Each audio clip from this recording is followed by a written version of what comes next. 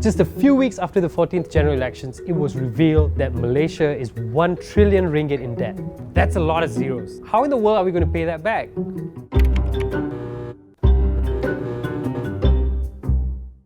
Dahulu kalau kita ada hutang jumlahnya tidak lebih daripada 300 bilion ringgit, tetapi sekarang sudah meningkat lebih daripada 1 trilion ringgit. This is revealed during the discovery exercise where I think all the relevant departments were able to start consolidating their numbers and their accounts. The Malaysian government spends about 2.6 billion ringgit every month just servicing loans. Major infrastructure projects like the high-speed rail has been postponed and election promises are being delayed.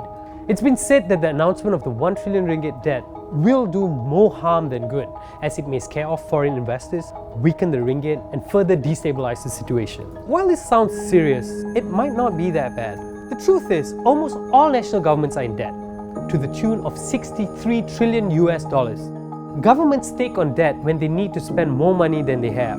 Of course, it's safer to only spend what you have, but in many situations, that extra spending can bring benefits that outweigh the cost of the debt. It's like how you might take up a loan to finance a college education, trusting that the education will lead to a higher salary. Governments do the same. They invest in infrastructure or other development projects that boost the country's economy, which then generates more revenue, which the government uses to repay its debts. And no, the government doesn't apply for a loan at a bank. Governments make their own debt by issuing bonds or securities, which are bought by any parties who have the money. This could be financial institutions, corporations, individuals, or even other countries, who then earn interest on the money that they lend.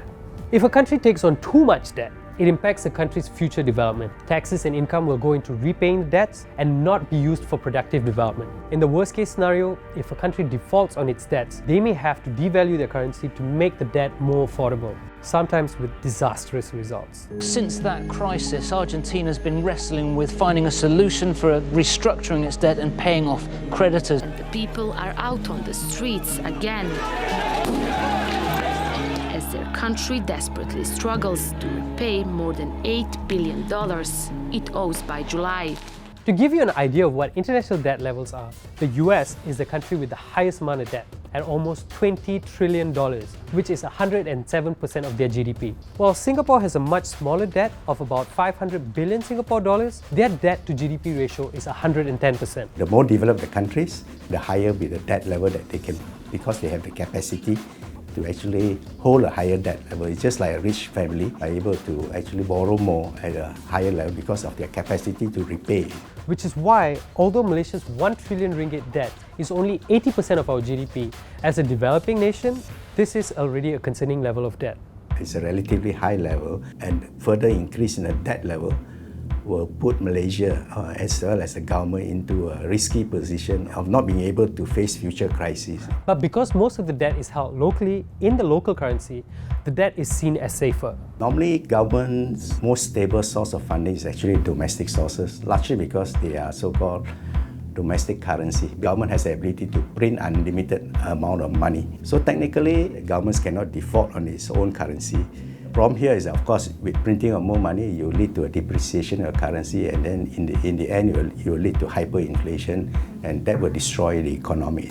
Malaysia also continues to keep a decent credit rating score and remains capable of meeting its debt repayments.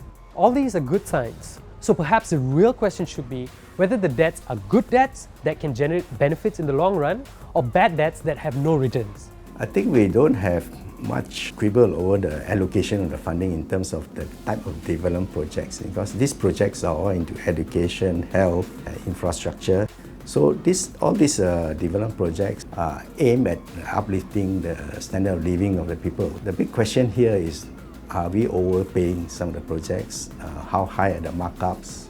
And how efficient are some of the projects being implemented? For example, the 1MDB company accumulated 43 billion ringgit in loans in just 5 years.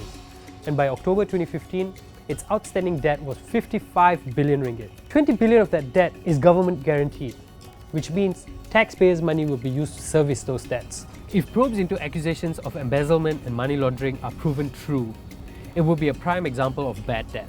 Wastages like this contribute to Malaysia's overall debt situation. And I think that the time has come for Malaysia, the new Malaysia, to show its true face, upholding the truth that what you see is what you get. And I think that would, in the long term, gain the confidence and the appreciation of the financial community.